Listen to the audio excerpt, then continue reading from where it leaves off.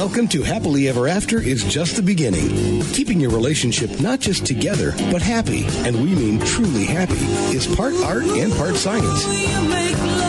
You've come to the right place. Here's your host, Leslie Dories. For a long time, I've said that the three hardest words to say in a relationship are not, I love you. They're actually, I am sorry.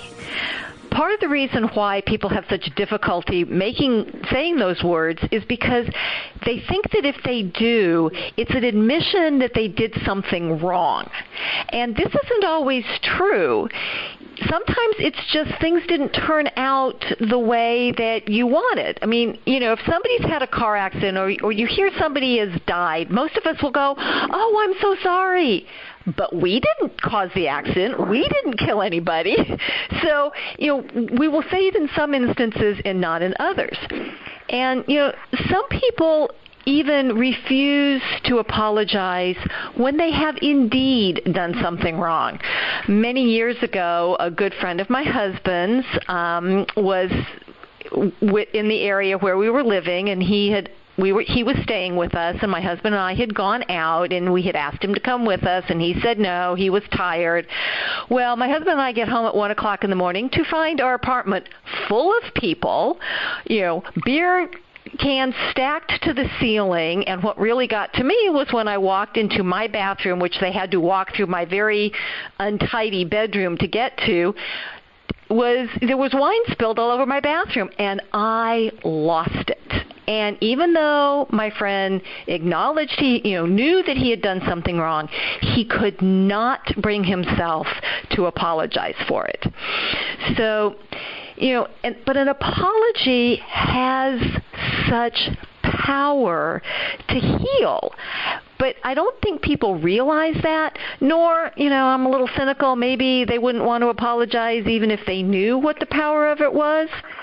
So we're going to dive a little bit further into this discussion today and try to get more clarity about why people have a hard time apologizing, why it's important for people to apologize, and how to apologize well. So if you're ready for that, guys, here we go.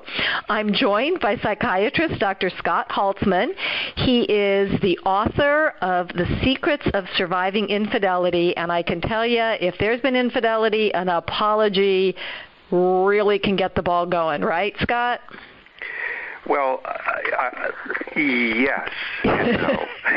Oh, no. Why are we starting with controversy right off the bat? Well, and the reason I say yes and no is because it has to be the right kind of apology. So I've dealt with many couples where, they're caught red-handed having an affair, and then the partner who has the affair says, right off the bat, I'm sorry.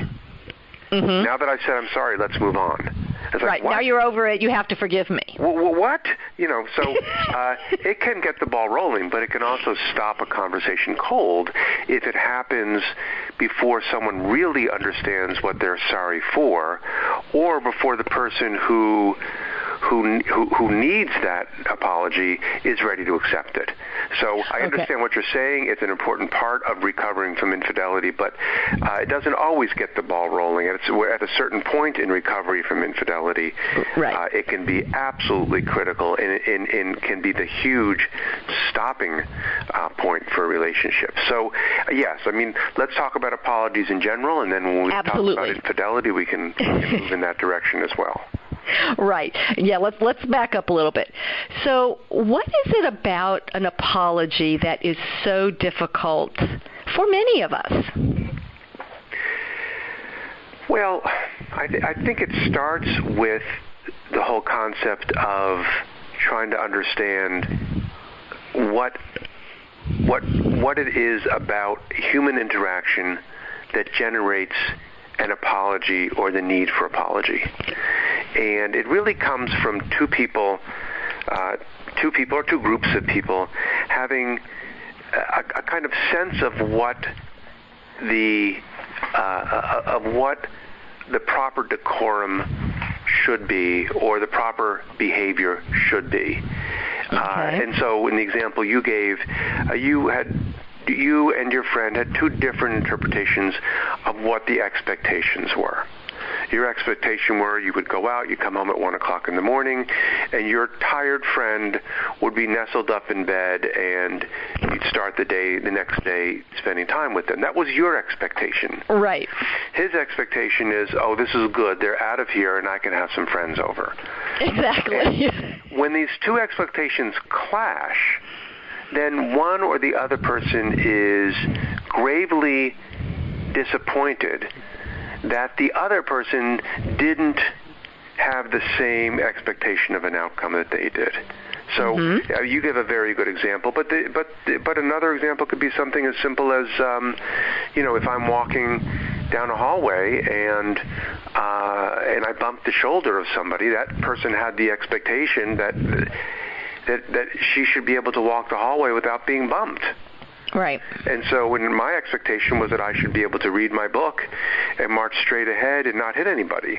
Well, now we each have a different expectation. And so I think that's where apologies begin, is understanding that what your actions are, or what the outcome of your actions are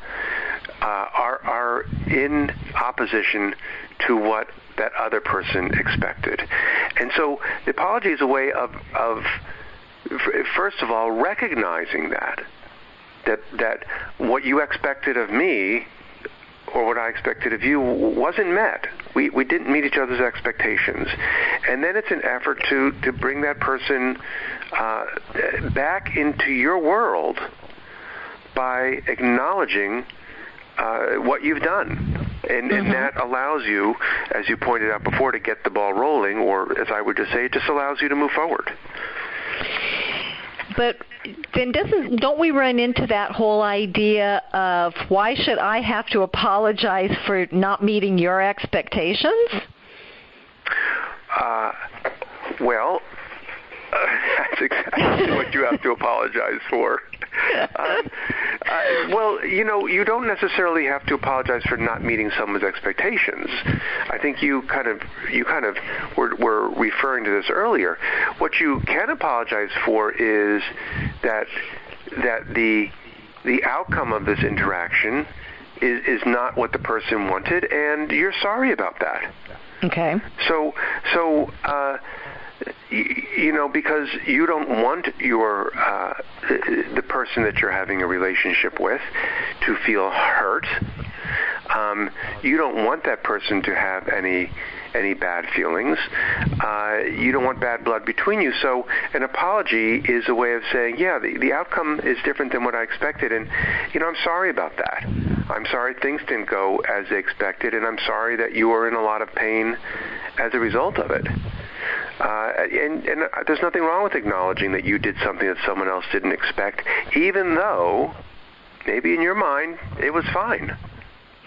Well, yeah, and I think that's where people get caught up because, again, it's like it isn't necessarily that in the absolute value sense I did anything wrong. It was more that the outcome wasn't something that people feel good about. And so I'm thinking about a lot of, apologies right now are running through my head, public apologies, mistakes were made, kind of like, somehow, these things happened without anybody's influence or behavior, or actions, that somehow these things just kind of happen, or the kind of the dismissal apologies of, I'm sorry your feelings were hurt, but you're too sensitive. I mean, these kinds of things that it's kind of like, okay, wait a minute. So yeah, just the general one of, well, I'm sorry you feel that way. Right. Well, what do you mean you're sorry I feel that way? Like, you're not really sorry for what you've done. You're not sorry for the outcome. You're sorry for my feelings, implying that I'm, a thin-skinned knucklehead that just can't get over things. So you're just apologizing for that, and that doesn't feel good to have that kind of apology.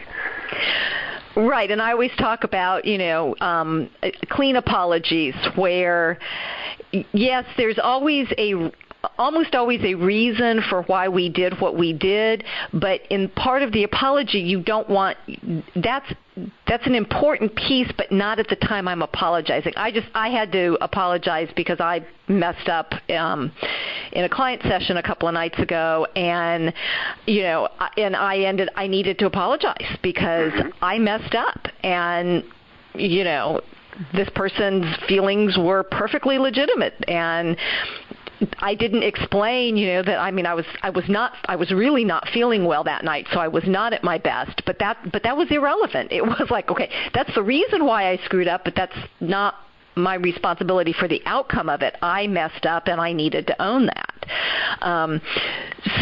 And even if you inadvertently mess up, even if there are things you say that there's no way you could know could hurt somebody, right? Then I think still, once you realize that person is hurt, you can take ownership of that. You don't have to. I think most people, unfortunately, particularly when they're feeling stressed about a relationship or a partnership, they'll often believe that the other person hurt them out of ill will. Yeah. And that example you're giving is one in which there was no desire on your part to hurt your client's feelings or to step over the line. You just did. And I guess in a professional relationship, it may be easier to someone to sit back and say, okay, yeah, we all screw up. But sometimes in intimate relationships, that's harder to sell. It's like, no, you didn't. That just wasn't an accident. You did that on purpose. And that's often a difficult thing to try to negotiate. Well, and is there some reason why we do that? Because I see that all the time. I tell people, I know in my heart that my husband would never intentionally hurt me. That's not the kind of man he is. So if I'm hurt and it's coming from an action that he's made, then it's kind of like there's something he doesn't know. He doesn't know this hurts me.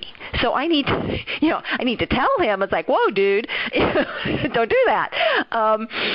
But what is it about marriage or intimate relationships that makes us want to feel like our partner's doing that on purpose? I have an answer. I'm not sure whether it's the right answer, but you and I can hash it over, and then we can conclude for the rest of the world that it is correct. And that is that because you spend so much time with this person, and because your assumption is that you're soulmates, that you understand each other, that you can know what your partner thinks and needs because you've been with them so much, because you've committed to spend your life with them. It's easier for me to assume that a stranger or a therapist could screw up. But the idea that my partner, who knows me so well, would do such a thing feels like that's just not possible. It's not possible that could be a screw-up because you know that would hurt me, so therefore you must have done that on purpose. So it's sort of along the lines of if you loved me, you would just know. So the fact that you don't know means you don't really love me. And you're kind of like going, no, I'm just not a mind reader. But it's that same kind of, I don't want to, I guess, magical thinking. I don't know what else to call it. Sure. Right. And so if you love me, you would know what I want for my birthday, and if you love me, you would know the things that upset me. And it's not just out of love; it's also often out of just experience in knowing somebody for a long enough time. Because when we first meet somebody, we can make all kinds of mistakes, and because we're still dating, we're still getting to know each other. You kind of tend to overlook those things. Oh, well, he was late, but he doesn't know how important it is for me to be on time. Right. So I'll just tell him, and that's yada yada. But when you're married, and then your husband shows up 10 minutes late to take you to a family reunion, and that's a much different story. Now he knows, and he's still done this. So there's no excuse. Got it. This is Happily Ever After is just the beginning on webtalkradio.net. I'm Leslie Dories, and I'm talking to psychiatrist and author Dr. Scott Haltzman about both the difficulty and the power of apologizing.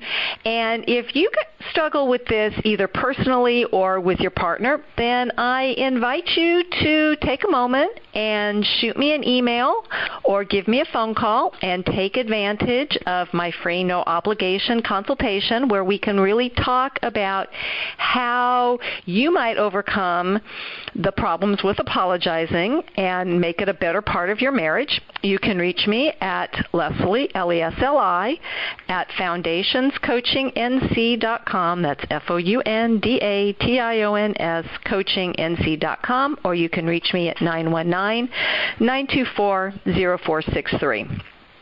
So, and back to this discussion about apologies, because there is such power in an apology.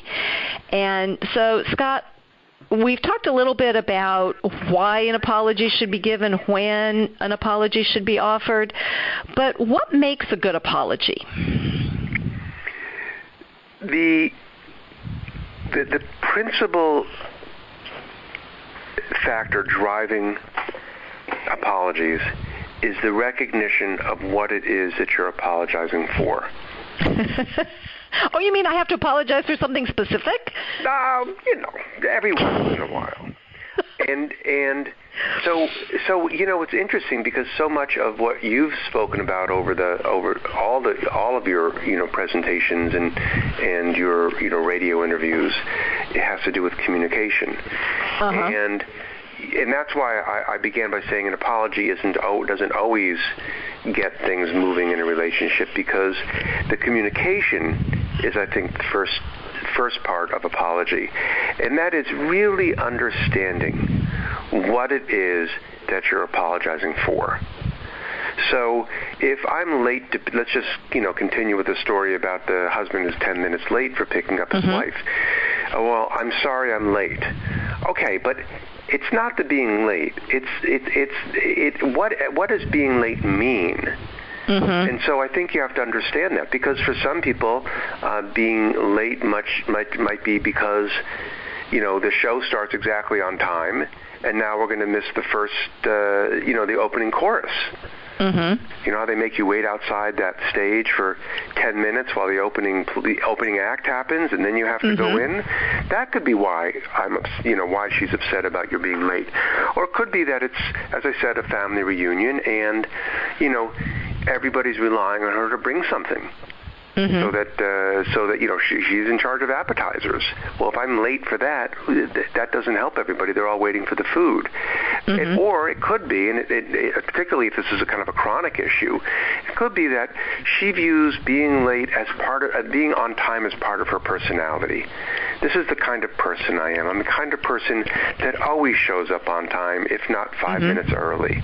And that's how I couch myself. That's how I view myself. So you can see, once you understand what being late means to her, you're going to do a much better job of being able to apologize for what it is exactly you've done. Because you can't very well say, well, I'm sorry that traffic was heavier than I thought it would be. That's not an apology. Well, it is an apology of sorts, but you're apologizing about the traffic. The obvious answer is, well, you could have leave early. You could have been there early. You could have left earlier. You could have. These days, in the mid 2010s, you can go online and find out what the traffic is. There is really no excuse unless the car happens to crash right in front of you. But the point is that your apology ought to be for what it is that your partner is hurting for. So I'm sorry that I know it's important for you to be on time. I know your friends look up to you. I know that it's an important part of who you are. And when I slow you down, I'm interfering with your full expression of yourself and your full expression of your beautiful self. And I don't want to do that. And so for that, I really am sorry. Okay, I've just forgiven you. Thank you. That was great. But you notice that there's not only the apology, but even before I even express the apology, I recognize what the apology is for and what the impact of my behaviors were. And I think that's the other part of the apology, is the other part of the apology is acknowledging your connection with what that person experienced. In other words, to say, as you kind of were saying earlier, I'm sorry it happened. Mm-hmm. I'm sorry I'm sorry my car arrived late. It's like were you driving the car? Let's start with that. So I need to take ownership. I'm sorry that I arrived late. So you need to take ownership of the events and say, yes, this is based on something I did. And then you need to recognize that what you did had an impact on somebody else. And isn't that where a lot of people get off track, is that, taking that responsibility because, I don't know, maybe it puts me in a bad light, or, I actually have to own that I have responsibility in this. I mean, I'm not quite sure where is it that people get so off track in, so that we have these non-apology apologies. Well, one is because people don't want to be wrong. I mean, I was reading a book. I can't remember the name of it now, but it was about the science of being right and the science of being wrong. It's fascinating. It made the statement, which is absolutely 100% obvious, but I'd never thought about before, which is no one ever says something at the time they're saying it knowing it's wrong. And everything we say and do we believe is right until we're proven wrong. So I think that we automatically assume that we're right about things. And it's a big leap to be in a position to actually have to step back and say you're wrong. So one is, I think we're programmed to believe that we're right. And there's lots of scientific studies that address this issue, and fascinating ones in which people will just shift their beliefs or lay blame in other directions, but often still hold on to beliefs that have just been proven wrong time after time after time. Yeah. So one is that we tend to hold on to the idea of being wrong. The other is that we don't want to feel like the pain that another person is experiencing is our fault. So to apologize is acknowledging that you've caused another person pain, and it's much easier, although not as accurate and probably just wrong-hearted or wrong-minded, to blame the other person for having those feelings. Exactly. Yeah, that it's something that drives me crazy. It's like, well, because I wouldn't be hurt by this. That's right. You shouldn't be hurt by this. Right. And I see that all the time. Yeah, of course, because you're trying to tell that person that their feelings are wrong and their emotions are wrong. And I've done the same thing. I had to have many times when my wife would stop me in the middle of things and say, "You can't tell me how to feel." Exactly. Yeah. And I'd say, "Yeah, but what you're feeling is wrong. I can't tell." Because I don't want you to feel that way. Well, but the thing is, it does go back to what we talked about earlier, which is my immediate kind of defensive response. And we all know that defensiveness is one of the four men of the apocalypse, but four horsemen of the apocalypse. But and by that I'm referring to research by John Gottman talking about things that will predict divorce, and one of those is defensiveness. And the defensiveness part of me wants to say, well, I didn't try to hurt you. So let me explain why my intent wasn't to hurt you. Let me explain why I did what I did. And that's, I think, a really good example of getting off track. Yes. And not really addressing the person's pain so much as addressing why you did what you did. Right, and that's what I was talking about earlier. It's like I knew why I made the mistake that I made, but in my apology, I was very clear not to bring that up because, and I call this a clean apology. That's just my own terminology for it, where the apology stands by itself. And yes, at a later date, we can talk about the reasons, but if they're wrapped up with the apology, that it almost diminishes. It's like, well, yes, I know I did bad, but let me explain why it was actually okay. Right. And are you thinking a specific example? Well, yeah, when I messed up with my client the other night, but in any case, not when your friend came in and had a party. Oh no, that one, no, that one no, but. Yeah, no, that one I wanted an apology. Right. I didn't get one, but I wanted one because I actually felt like my personal space had been violated. And he actually acknowledged to my husband later that he agreed he had violated our personal space, but he just can't be wrong. I mean, it's just, I think he thinks the world would end if he ever actually apologized with meaning. Well, so the only thing that I can think of in that instance is let's just follow the logic of apology and really get your listeners riled up here. Okay.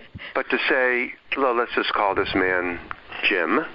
Okay. To say, Jim, I recognize that I was expecting an apology, and I know that that was my need. But it was hard for you to apologize because of your own needs, and I understand that. So I'm sorry for putting that on you. I recognize that apologies have to come from the heart, and if for whatever reason it's hard for you to do, I don't want to get that in the way of our friendship. Wow. What a mature response. And I'm like going, okay, and definitely at that point in my life, I certainly couldn't have done it. I'm not sure I could do it now. Because it still goes back to the different expectations. And your expectation. You're right. And by the way, we'll be talking perhaps a little bit more about specifically marriage coming up. But by the way, that's not uncommon for men to have more difficulty saying, I'm sorry. And I write about this in The Secrets of Happily Married Men. It is much more difficult for men to say, I'm sorry, than it is for women. And so it's not unusual for there to be this type of dynamic and for things really to get stopped up because of a individual's limitations. Mm-hmm. And so the person that's demanding that apology needs to take a look at that and say, well, what are my expectations really consistent with what this person can do at this point in their life? Particularly men, particularly ones that want to be right, or just that don't know how to apologize, at least using words. So that is something to keep in mind, that you are often going to be in a relationship with someone that's like Jim, and you can either be frustrated time and time again, and of course yours is a selective relationship because it's a friendship, but you could be in an emotional relationship and you just have to ask yourself, all right, this is something that Jim's not good at. Jim's great at a ton of other things, man. He can fix the front steps, and he can, and he's funny with the joke, and he's got a great cabin in the Catskills. So I like Jim, but he's just not good at this. Well, and I think that plays a huge role, and I really appreciate that take, because I have to be honest, I've come to that over the years. I remember reading something, and I can't remember, one of the multiple relationship books I read, and it was a discussion about, the way that a couple reconnected after having a fight. And she wanted him to actually come to her and talk to her, but his way of apologizing was coming up and putting his hands on her shoulders and kissing her on the neck. And I'm going, no, she needs to hear the words. And it's like, no, actually, if she recognizes that that's his, repair overture, then that's all that matters. Right, if she's open to that, absolutely. Yeah. Absolutely, yeah. Right. Because he wasn't capable, or, it was very difficult for him to actually say the words, but he could show her that And for other men, the example I give in my, I'm not sure which book it is, I think it may be The Secrets of Happily Married Women, is, you may be in an argument or a fight and have your feelings really hurt, and the next thing you know, you hear your husband emptying the dishwasher. Mm-hmm. That rather than physical touch, that's just an act of service. It's his way of saying, I'm sorry, or he may bring you a cup of tea. Mm-hmm. And as you pointed out earlier, all you're wanting him to say is, I'm sorry, how hard is that? Right. But maybe it is hard. And that may not, why stop the relationship cold because those words can't come out? Well, and I think this is really an important way to talk about multiple ways of apologizing, but I do really think you made a great point about being very specific about what the apology is for, because there's an aspect of being heard that, okay, you get it. You understand why I'm upset. You might not be upset in the same circumstances, but you understand why it's important to me. And I think that increases the level of intimacy because, okay, you're paying attention. You're willing to see that I experience the world differently than you do. Yes, that's right. And that's exactly what the other person wants. If there's one thing that I've learned in my years of educating couples and treating couples, is that your partner, when he or she is lodging a complaint or asking for an apology, isn't looking for your explanation. They're not looking for a reason why you did what you did. They're looking to feel heard. They may say, why'd you do what you did? But that's not the real question. The question is, do you know that I'm feeling hurt right now, and I'm associating it with the behaviors you've done? And what they want is for you to say, tell me the ways that you feel hurt. I want to understand this. They don't want to hear, well, that's because of X, Y, or Z. But I'm telling you, my instincts are always to go to the explanation. And I mean, as a human, that's my instincts. And I have to stop myself. And I have to say, no, wait, Susan's not asking me for an explanation. She's asking for me to tell her I understand what she's going through. And as much as I want to explain why it is that what happened, I have to stop first and make sure that I understand the ways that she feels hurt. Right, and I think that's why I say, the explanation can come later but with the apology, then the hurt can subside so that there can be that discussion about the explanation, and it can actually be heard and accepted, where if somebody's flooded with hurt, you can give 20 million explanations and not a single one of them is going to get through. Yeah, and I will tell your listeners, too, that you don't even necessarily ever have to give the explanation. You may in your mind tell yourself, when this settles down, I'm going to explain. But then later on you realize I don't have to.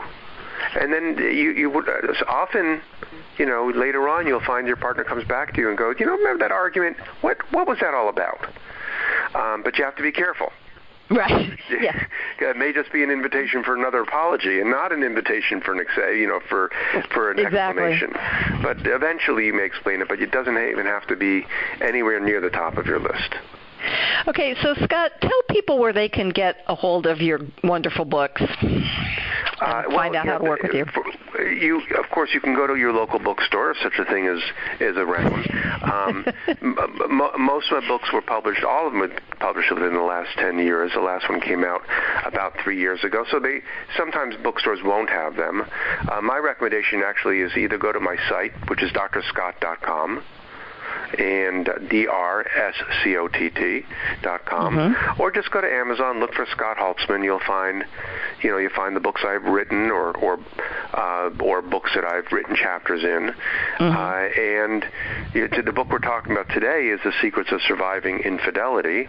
But as we've spoken about, a lot of this applies in my Secrets of Happily Married Men book, or my Secrets of Happily Married Women book.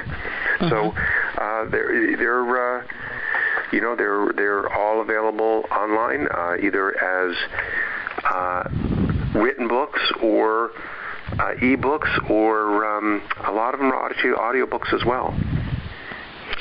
Well, as you guys have heard, there are a lot of circumstances when a sincere apology can make all the difference. And sometimes, as we've said, there's no explanation. It's just wanting to be heard, because you know how wonderful it is when you feel heard. And so the question is, can we extend that to the people that we care about? It takes maturity to offer a sincere and what I call a clean apology, but your relationship will be stronger if you're able to do that. So keep listening, and until next time, stay loving.